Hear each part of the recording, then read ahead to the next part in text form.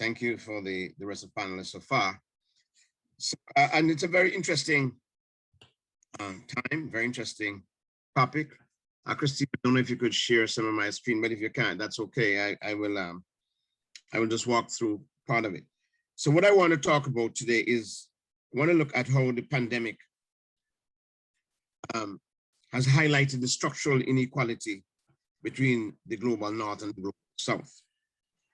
I would like to start by, I'm sure most of us here are aware of the definition of a structural inequality, but I still like to go over a few points. That structural inequality occur when social, economic, and political system provide benefits, wealth, and privilege to one category of people, marginalize another category of people.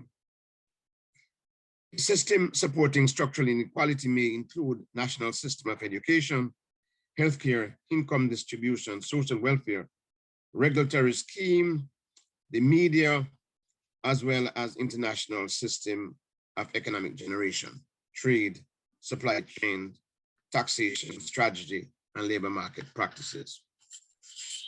So in order to really appreciate the present structural inequality that we are seeing in today's world, I think it's imperative for us to look at a snapshot of what are some of the background to the present structural inequality.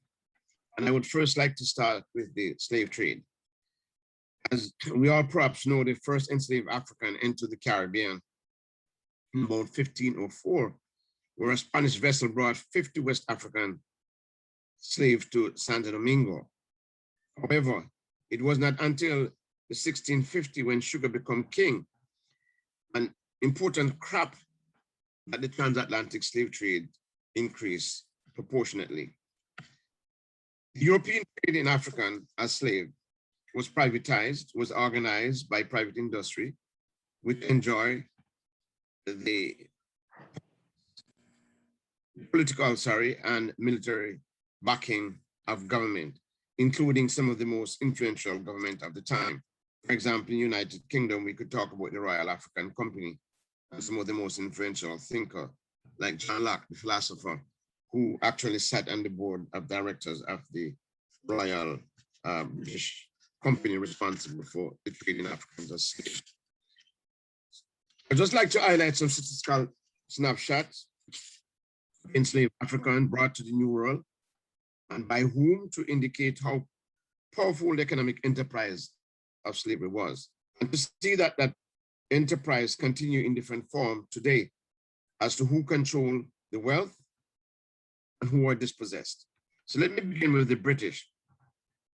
In the period of 1701 to 1810, the British ship transported an estimated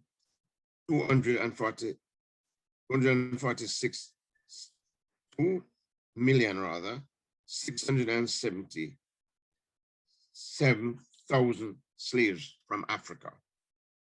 The French between 1700 and 1790 had a total of 3,321 ships, which collected over 1 million black bodies and land them as slaves in the New World.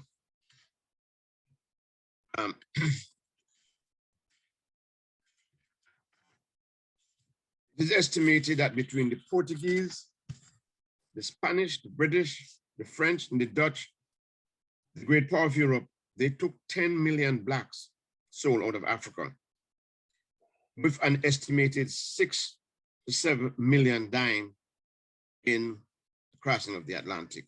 In other words, the European power engaged in this terrific traffic in Africans as cargo. The largest the largest slave purchaser was probably Brazil, which accounted for 31%, followed by the English-speaking Caribbean taking 23%, the French Caribbean taking 22%, Spanish America take 9.6%, Dutch Caribbean takes 7.6%, English North America takes 6%, the Danish Caribbean take 0.4% of the enslaved Africans.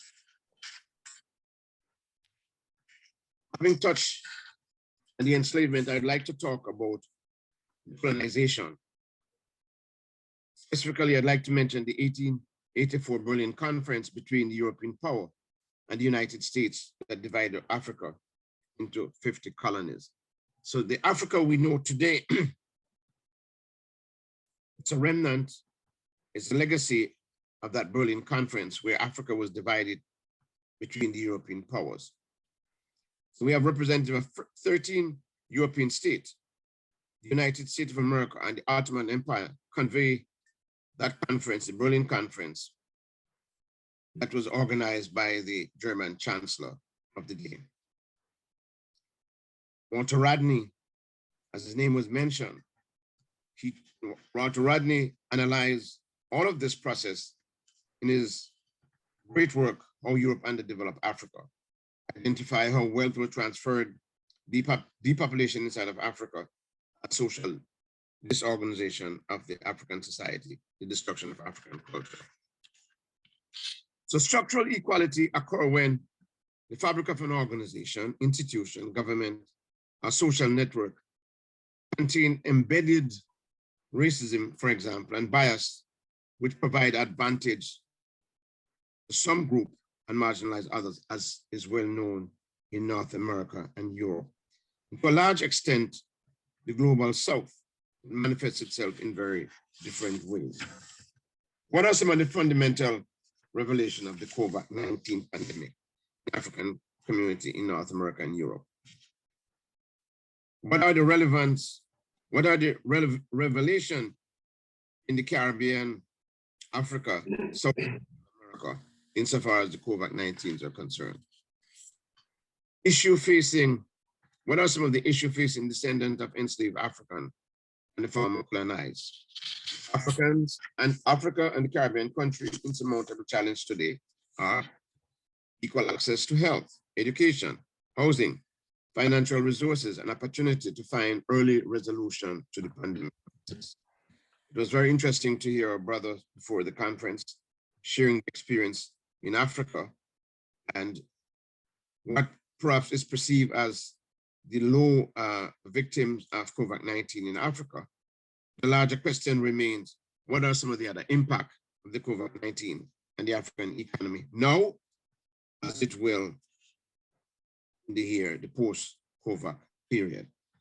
So global structural inequality, managed and maintained by institutions like the IMF, World Bank, WTO, United Nations Security Council, control of modern technology, and the military might. I find it quite interesting that the government of France invited some African heads of state to come to France to discuss how they are going to manage the COVID-19 in the countries like South Africa. And it occurred to me that none of these African head of states sought to invite France to Africa, but instead they had France inviting them to Paris. Very interesting dynamic as far as I'm concerned. And continue to show the dependency nature of how many of those African leaders see themselves in relation to Europe.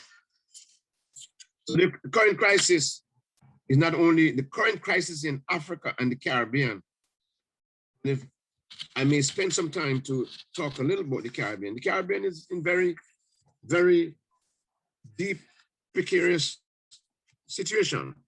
Every single Caribbean country at this moment are likely to declare bankruptcy as the result of the structural inequality, because those economies are heavily dependent on tourism. And now that the tourists are not going there, there's literally no form of economic activity in those countries.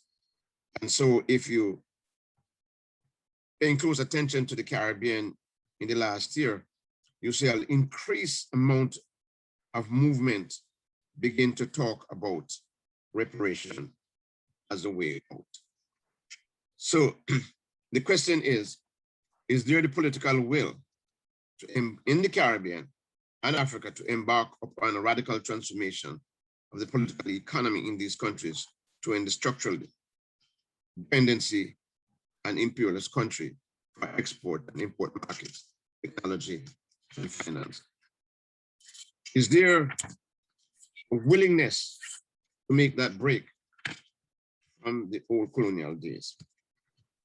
ARICOM is spending a lot of time talking about the 10 points program for reparative justice.